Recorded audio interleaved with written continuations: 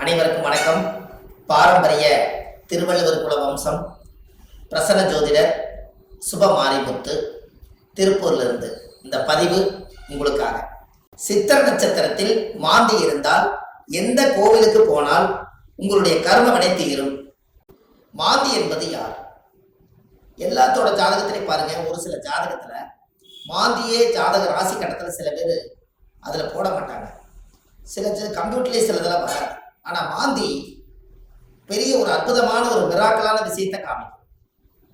ஏன் அப்படின்னா, சூரியனுடைய மகன் சனி பகவான், சனி பகவானுடைய மகன் மாந்தி. இந்த மாந்தி எதுக்கு அதிகமா யூஸ் ஆகுதுன்னு கேட்டீங்கன்னா, இறப்பு தோஷத்துக்கு மாந்தி அதிகமா முன்னோர்கள் எடுத்துக்கிட்டாங்க. அப்போ இந்த மாந்தி நிற்கக்கூடிய நட்சத்திரங்கள் எல்லாம் எப்படி எல்லாம் செயல்படுது அப்படிங்கிறத இந்த பதிவுல நம்ம பார்க்க போறோம். இதை மறக்காம ஒரு பேனா நோட் எடுத்து குறிச்சு வச்சுக்கோங்க. இது வரக்கூடிய ஜோதிடர்களுக்கும் பயன்படும். நம்ம இந்த யூடியூப் சேனல் வள்ளுவர் வாக்கு யூடியூப் சேனல்ல போய் பார்க்கறவங்களுக்கும் பயன்படும். இனி வரக்கூடிய சந்ததிகளுக்கும் இது பயன்படும். மாந்திக்கு இப்படி மிராக்கள் இருக்குதா அப்படிங்கிற ஒரு விஷயத்த இன்னைக்கு நம்ம அதை சொல்ல போறோம். இப்போ உங்க வாழ்க்கையில நீங்க தெரிஞ்சுக்க வேண்டிய விஷயம், இந்த மாந்திக்கு ஒவ்வொரு நட்சத்திரத்துக்கும் இந்த மாந்தி தோஷம் எப்படி உருவாகுது அப்படின்னா, அந்த காலத்துல குழுகன் நின்ற வீடு குட்டிச்சவர்னு சொன்னாங்க. குழுகன் நின்ற வீடு குட்டிச்சவர் அப்படின்னா குழுகன் நின்ற வீடு குட்டிச்சவரா. அப்ப இந்த மாந்தி போய் எந்த ராசியில் இருக்குதோ, எந்த நட்சத்திரத்து மேல ஏறி உட்கார்ந்து இருக்குதோ, அந்த நட்சத்திரத்தினுடைய திசைகள் அவங்களுக்கு தோஷம் அடையுமா. அப்ப அந்த மாந்தி தோஷம் என்பது என்ன? இருப்பு சம்பந்தப்பட்டது. உங்களுக்கு ஒரு உதாரணத்துக்கு சொல்றேன். லக்னங்கிறதா உயிர், லக்னம் தான் உயிர். ஒரு மனிதனுக்கு ஒரு தாயுடைய கருவறையில இருந்து தொப்புள் கொடி அறுக்கும் நேரம் எந்த லக்னத்துல அவங்க பிறந்திருக்காங்களோ, அந்த லக்னம் எந்த நட்சத்திரத்துல கரெக்டா நிக்குதோ, அந்த நட்சத்திரத்து மேல இந்த மாந்தியோட தீட்டு தோஷம் அதுல இருக்கு. இது உங்களுக்கு தெரியுமா? இதை நீங்க கண்டிப்பா தெரிஞ்சுக்கணும். அப்ப லக்னத்தினுடைய மாந்தி பிரேத சாபம். மாந்தி என்பது இறப்பு. அப்போ அவங்க முன்னோர்கள் அந்த காலத்துல என்ன பண்ணிருப்பாங்கன்னா, ஒரு லக்னத்துக்குள்ள லக்னம் ஒரு ராசி கட்டத்துக்குள்ள 3 நட்சத்திரம் இருக்கு. இந்த 3 நட்சத்திரத்துல இப்போ ஒரு உதாரணத்துக்கு அசுவனி, பரணி, கிருத்திகை 1ஆம் பாதம், இந்த 3 மேச ராசியில இருக்குது. ஒரு உதாரணம். அதுல அசுவதி நட்சத்திரத்துல மாந்தி இருந்தா என்ன பலன், பரணி நட்சத்திரத்துல மாந்தி இருந்தா என்ன பலன், கிருத்திகை நட்சத்திரத்துல மாந்தி இருந்தா என்ன பலன், இதைத்தான் இந்த பதிவுல உங்களுக்கு சொல்ல போறேன். இது உதாரணத்துக்காக. அப்போ ஒரு நட்சத்திரம் அந்த ஜாதகத்துல நம்மளுக்கு கிடைக்க வேண்டிய நட்சத்திரம். அப்ப எந்த நட்சத்திரத்துல மாந்தி உங்களுடைய ஜாதகத்துல இருக்குதோ, அந்த நட்சத்திரத்தினுடைய திசை உங்களுக்கு தெரியும். உதாரணமா அசுவதி நட்சத்திரமா இருந்தா அவங்க கேது திசையில தான் அவங்க செயல்படுவாங்க. அப்ப ஜாதகத்துல எனக்கு என்னங்க அசுவதி நட்சத்திரம் கேது திசை நடக்குது, எனக்கு கேது அசுவதி நட்சத்திரத்துக்கு கேது திசை நடத்துறாரு, எனக்கு ஒரு பலனுமே நடக்கலைங்க அப்படின்னு நீங்க சொல்லவே வேண்டாம். அந்த அசுவதி நட்சத்திரத்துக்கு அதிபதி கேது இந்த மாந்தியோட சாபம் வாங்கி இருக்கிறதுனால அந்த திசை நம்மளுக்கு வேலை செய்ய மாட்டேங்குது. அப்ப அதை நம்ம சரிப்படுத்தினா தானே அது நிவர்த்தியாகும். அப்ப அசுவதி நட்சத்திரத்துக்கு கேது, கேது என்பது பாட்டியில பாட்டின்னு வருது. அப்ப பாட்டிக்கு ஈமகாரிய செலவு செய்யாம விட்டுட்டால், அந்த முன்னோர்களுக்கு ஈமகாரியங்கள் செய்யாம விட்டுட்டா, இறந்த முன்னோர்களுக்கெல்லாம் மூதாதிகளுக்கெல்லாம் செய்யாம விட்டுட்டா, இந்த நட்சத்திர சாபம் அந்த குடும்பத்துக்குள்ள போய் அந்த திசைக்கு யோகத்தை கொடுக்கறது இல்லை. அப்ப கர்மாவிலேயே மாட்டிக்கிறீங்க. அப்புறம் எப்படி மேல வரும்? அப்ப இதெல்லாம் அந்த காலத்துல முன்னோர்கள் குளிகை நின்ற வீடு குடிச்சவர்னு எதுக்கு சொல்லி வச்சாங்கன்னா, ஒரு வீட்டுல ராசி கட்டத்துல குளிகை நின்ற வீடு குடிச்சவர் சொல்லி வைக்கல. அவங்க சொல்லி வச்சதே குளிகன் நின்ற நட்சத்திரம் அந்த வீடு குடிச்சவர்னு வச்சாங்க. அந்த நட்சத்திரத்தினுடைய திசைகள் யாருக்கு வந்தாலும் இந்த மாந்தியோட சாபம் அவங்கள துரத்திக்கிட்டே. ஒரு உதாரணம், லக்னத்து மேலேயே மாந்தி நிற்குது. ஒருத்தருக்கு லக்னத்து மேலேயே மாந்தி, லக்னம் நின்ற நட்சத்திரம் எதுவோ அதுவே மாந்தி.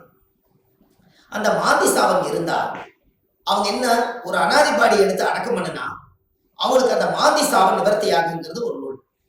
ஏன் அப்படின்னா, அந்த லக்கணத்துக்குள்ள மாந்தி பிறக்கும் போது ஒரு தாயுடைய கருவறையில இருந்து மாந்தி என்பது நிலையா இருக்கிறது, ஒரு ராசியில ரொம்ப நாள் இருக்கிறது. லக்னம் என்பது 2 மணி நேரத்துக்கு ஒரு லக்னம் நகர்ந்து வெளியில வந்துடும். கரெக்டா அந்த பிரசவமாகி இந்த லக்னம் போய் கரெக்டா மாந்தியோட நட்சத்திரத்துல போய் கரெக்டா அந்த லக்னம் உட்கார்ந்துட்டால் இந்த லக்னம் வந்து தீட்டாய் போயிடும். இதுதான் அதனுடைய பரம ரகசியம். நம்ம அவங்களுக்கு பாருங்க, அந்த லக்னம் போய் நின்ற நட்சத்திரத்துல போய் அந்த தீட்டு விழுந்துருச்சுன்னா முகமெல்லாம் மாறிடும். முகம் அவங்களோட தேஜஸ் இருக்காது, ஒரு இருளன்ற மாதிரி இருப்பாங்க. என்னமோ ஒரு தோஷம் அவங்கள தாக்கிட்டே இருக்கும். ஒரு செயல்பாடு சிறப்பா இருக்காது. எந்த ஒரு காரியம் எடுத்தாலும் தடை, வீட்டு காரியம் எடுத்தாலும் தடை, தொழில போய் ஜெயிக்கலாம்னா தடை, திருமண வாழ்க்கையில நிம்மதியா இருக்கலாம்னா திருமணத்துல திருப்தி இல்லை, குழந்தை பாக்கியம் பெற்றுக்கலாம்னா குழந்தைக்கு ஏதாவது ஒரு உச்சங்கள், பூர்வீகத்துல போய் வாழலாம்னா பூர்வீகத்துல முன்னோருடைய சாபம். இப்படி வந்து இந்த மாந்தியுடைய நட்சத்திர தோஷங்கள் உங்களுக்கு அதிகமான முறையில இது கர்மாவா செயல்படுது. அப்போ முன்னோர்கள் அந்த காலத்துல இதுக்கு எல்லாமே கோவில் வச்சிருக்காங்க பாருங்க. இதுதான் ஒரு ஹைலைட்.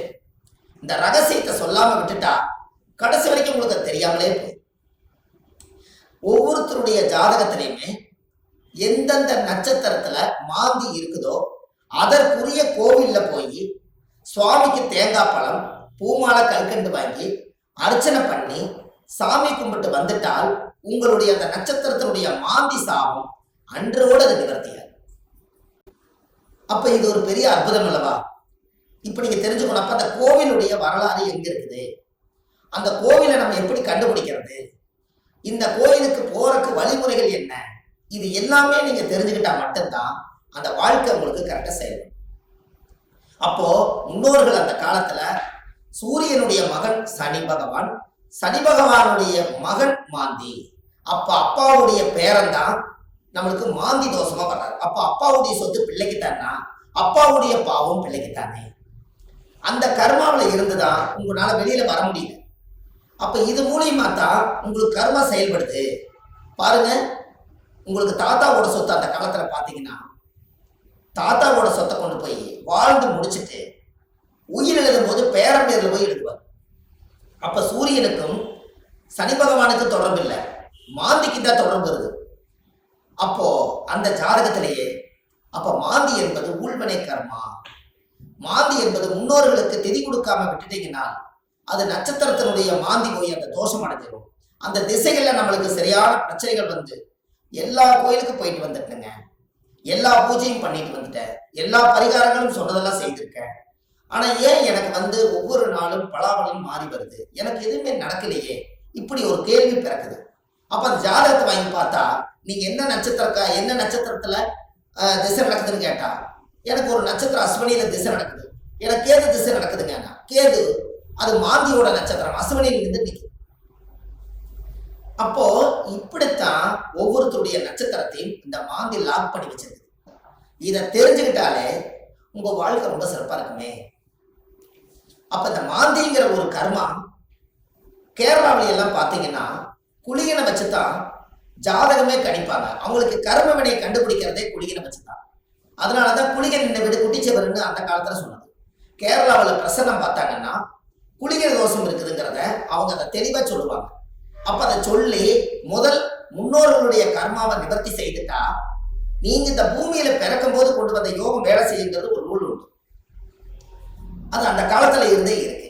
நாம நல்லா யோசிச்சு பாருங்க, நம்ம போன ஜென்மத்துல செய்த பாவங்கள் இந்த ஜென்மத்துல கிரக அமைப்போட இருந்து நான் ஏதாவது ஒரு கஷ்டமா தான் நம்ம என்ன சொல்றோம், போன ஜென்மத்துல நான் என்ன பாவம் செஞ்சேன்னு எனக்கு தெரியலீங்க, ஆனா இந்த ஜென்மத்துல நான் ரொம்ப கஷ்டப்பட்டு போயிட்டேன், ஒரு காலம் கெட்டால் நான் ஒரு காலம் நான் நல்லா இருக்கணும், நான் சம்பாதிச்சதுலயும் நிம்மதி இல்லை, வாழ்க்கையிலேயே எனக்கு நிம்மதி இல்லை, குழந்தை பெற்று பார்த்தா அது நிம்மதி இல்லை, கணவன் மனைவியோட வாழ்ந்து பார்த்தா அதுலேயே நிம்மதி இல்லை, எனக்கு இந்த ஜாதகத்துல ஏன் தான் நான் அந்த பிறப்பு வாங்கி வந்தேன்னு எனக்கும் தெரியல, அப்ப நான் எப்பதான் நான் நல்லா இருப்பேன் அப்படின்னு ஒரு கேள்வி பிறக்குது. அப்ப இந்த இடத்துல என்னன்னு கேட்டா சூரியன் ஒரு ஜாதகத்துல உச்சமா இருக்காரு, நீங்க ஜம்முன்னு இருப்பீங்க, சனி உச்சமாக்குறாரு ஜம்முன்னு இருப்பீங்க, இதெல்லாம் ரைட்டு. ஆனால் இந்த கர்ம வினைங்கிறது ஒண்ணு என்னன்னா தாயுடைய கருவறையில இருந்து தொப்புள் கொடி அறுக்கும் போதே இந்த பிரபஞ்சம் கொடுக்கக்கூடிய அந்த கர்மா தோஷம் தான் அந்த லக்ன தோஷமோ இந்த நட்சத்திரத்தினுடைய மாந்தி தோஷம். அப்போ ஒவ்வொரு நட்சத்திரக்காரர்களுக்கும் மாந்தி எந்த நட்சத்திரத்துல இருக்குதோ அதுக்குரிய கோயிலுக்கு போயிட்டு வந்தீங்கன்னா கண்டிப்பா உங்க லைஃப்ல ஒரு மாற்றம் ஏற்படும். அதுக்கப்புறம் உங்களோட தொழில் விருத்தியாகும், குடும்ப விருத்தியாகும், மனை விருத்தியாகும், மாங்கல்ய விருத்தியாகும், ஆயுள் ஆரோக்கிய ஐஸ்வர்யம் விருத்தியாகும், புத்திர பாக்கியம் விருத்தியாகும், செய்யும் தொழிலில் லாபம் கிடைக்கும், மன நிம்மதி சந்தோஷம் உங்களுக்குள்ள இருக்கும், பட்ட கடன் அடைச்சிருவீங்க, தீராத துன்பத்திலிருந்து வெளியே வந்துடுவீங்க, வெளிநாட்டு பயணம் போக வேண்டிய தடைகளுக்கு போயிட்டு வந்துடுவீங்க, திருமணமே ஒரு வாழ்க்கை அமைஞ்சு எனக்கு சரியில்லை, மறுவாழ்வு தான் எனக்கு வேண்டி நினைச்சிட்டு இருக்கிறவங்களுக்கு மறுவாழ்வு, குடும்பத்துக்குள்ள தீராத நோய்கள், மருந்து இல்லாத நோய்க்கு மருந்து, எல்லாமே உங்களுக்கு கிடைக்கும். அதுக்கு நீங்க என்ன பண்ணணும், உங்க ஜாதகத்தை நீங்க நல்லா எடுங்க. ஜாதகத்தை எடுத்து உங்க ஜாதகத்துல மாந்தி சாரமாகாத கிரகம் சோரம் போய் விடுமா, மாந்தி எந்த நட்சத்திரத்துல இருக்குதோ அந்த நட்சத்திரம் எதுன்னு பாருங்க. அந்த நட்சத்திர கோயிலுக்கு கரெக்டா நீங்க போயிட்டு வாங்க. உங்களுக்கு அந்த மாந்தி நின்ற நட்சத்திர தோஷம் நிவர்த்தியானால் உங்களுக்கு நடக்கிற குடும்பத்துல எல்லாம் நல்லா. அப்போ இந்த ஜாதகத்துல இவ்வளவு பெரிய ரகசியத்தை நிவர்த்தி பண்ணலைன்னா அது முடக்கு மாதிரி அப்படியே முடங்கி போயிடும். இதனாலதான் அந்த ஜாதகத்துல அந்த காலத்திலேயே இந்த விஷயத்த சொல்லி வச்சாங்க. இது இன்னைக்கு தான் அது வெளியில வருது, இருந்தாலும் பரவாயில்ல. இதுக்கு மேலே அது வெளியில வரலைன்னா கடைசி வரைக்கும் இந்த ரகசியம் தெரியாமலே. இப்ப ஜாதகத்துல நீங்க கண்டிப்பா தெரிஞ்சுக்க வேண்டிய விஷயம் இருக்குதா இல்லையா? உங்க முன்னோர்களுடைய கர்மாவை தான் நீங்க சுமந்துட்டு இருக்கிறீங்க. அதை இறக்கி வச்சுட்டாலே உங்க ஜாதகத்துல இருக்கிற யோகம் கட்டாயம் வேலை செய்யும் அல்லவா? ஒவ்வொருத்தரும் மனசுக்குள்ள நம்ம எதோ சம்மந்தம் இல்லாத உள்ளத்துக்குள்ள எதையாவது ஒரு மனசுக்குள்ள போட்டு பரட்டிட்டே இருக்கிறோம். என்னைக்குத்தான் நம்ம இந்த மனசுல இருந்து ரிலீஸ் ஆயிடுவோம் அப்படிங்கிற உள்ளம் ஒவ்வொரு நாளும் துடிக்குது. அதுக்கு எங்க தப்பு நடக்குதுன்னு நமக்கு தெரியணும் அல்லவா? திசை அடிப்படையில பார்த்தா எனக்கு திசை நல்லா இருக்குதுன்னு சொல்றாங்க, ஆனா மனசு சரியில்லை. நட்சத்திர அடிப்படையில பார்த்தா எனக்கு இந்த நட்சத்திரங்க, ஆனா இந்த வரைக்கும் நான் நல்லா வாழல. லக்னம் நல்ல லக்னத்துல தான் பிறந்திருக்குன்னு சொல்றாங்க, ஆனா லக்ன பிறப்புல நான் நல்லா வாழல. 9 கிரகங்களும் சரியான இடத்துல அமைஞ்சிருக்குதுன்னு சொல்லியிருக்காங்க, ஆனா இது வரைக்கும் எனக்கு 9 கிரகத்தினுடைய சூட்சமத்தினால நான் திருப்தி அடையல. அப்ப நானே கையூனி கரணம் பாஞ்சு வாழ்க்கையில வெளியே சொல்லாம ஒரு கௌரவத்துக்காக வாழ்ந்துட்டு இருக்கிறேன். நான் என்னைக்குத்தான் உண்மையா வாழுவேன்? இப்படிங்கிற கேள்வி ஜோதிடம் பார்க்க ஒவ்வொருத்தர்களுடைய உள்ளத்திலே துடிக்குது. அப்ப இந்த வாழ்க்கைக்கெல்லாம் மாந்தி தான் பிரதான தோஷம், அதுதான் ஊழ்வினை தோஷம், அதுதான் கர்மவினை தோஷம். முடக்கு தோஷத்துக்கு அப்பாற்பட்டு 100 விதமான தோஷத்துக்கு ஒரே தோஷம் மாந்தி தோஷம். இந்த இறப்புக்கு மட்டும் ஒரு பெரிய தோஷம் என்னன்னா மாந்தி தான் இறப்பு. உங்களுக்கு ஒண்ணு தெரியுமா? குளிகை காலத்துல சொல்லுவாங்க, ஒரு குளிகை காலத்துல ஒரு விஷயத்தை செஞ்சா திரும்ப திரும்ப செஞ்சுக்கிட்டே இருப்பாங்க. அப்ப நல்லது செஞ்சாலும் திரும்ப திரும்ப வரும், கெடுதல் செஞ்சாலும் திரும்ப திரும்ப வருமா? அப்ப குளிகை நேரத்துலதான் எதை செய்யணும்னு அந்த காலத்துல முன்னோர்கள் அதை யோசிச்சு வச்சிருக்காங்கல்ல. இது எல்லாம் தான் உலகத்துல இருக்கு. நீங்க போங்க, வள்ளுவர் வாக்குன்னு யூடியூப் சேனல்ல போனீங்கன்னா இது போல ஆயிரக்கணக்கான பரிகாரத்தை நிறைய கொடுத்துருக்கேன். கண்டிப்பா இதெல்லாம் நீங்க தெரிஞ்சுக்கணும். ஏன்னா அந்த மாந்தியோட சாபத்தை தீர்த்துட்டாலே உங்க வாழ்க்கையில ஒரு அஸ்வமேத யாகம் நடத்துறதுக்கு சமம் கொடுக்கும். எப்படி ஒரு பிரமாதமான ஒரு பிறப்புன்னு பாருங்க. அப்ப இந்த கண்டிப்பா உங்களுக்கு இதுக்கு ஒரு தீர்வு வேணும் அல்லவா? அதுக்கு நீங்க முதல் இந்த கோவிலை கண்டுபிடிக்கிறதுக்கு முன்னாடி முதல் நீங்க வீடு வாசல்லாம் வலிச்சு சுத்தப்படுத்திட்டு, இந்த மாந்திக்கு ஏதாவது ஒரு அனாதையா இறந்து போயிருந்தாலும் இல்ல ஒரு இறப்புக்கு நீங்க போனாலும், எங்களோட வாழ்க்கையில மாந்தி தோஷம் பிரேத தோஷம். யாருடைய நட்சத்திரத்துல மாந்தி இருக்கு அந்த நட்சத்திரத்துக்கு பிரேத தோஷம். அதனால இறந்தவங்களுக்கு ஏதாவது ஒரு ரோஜாப்பூ மாலை வாங்கி கொண்டு போய் மாலை போட்டுவாங்க. அப்படி இல்லைன்னா ஒரு வில்வ மாலை வாங்கி கொண்டு போய் போட்டுவாங்க.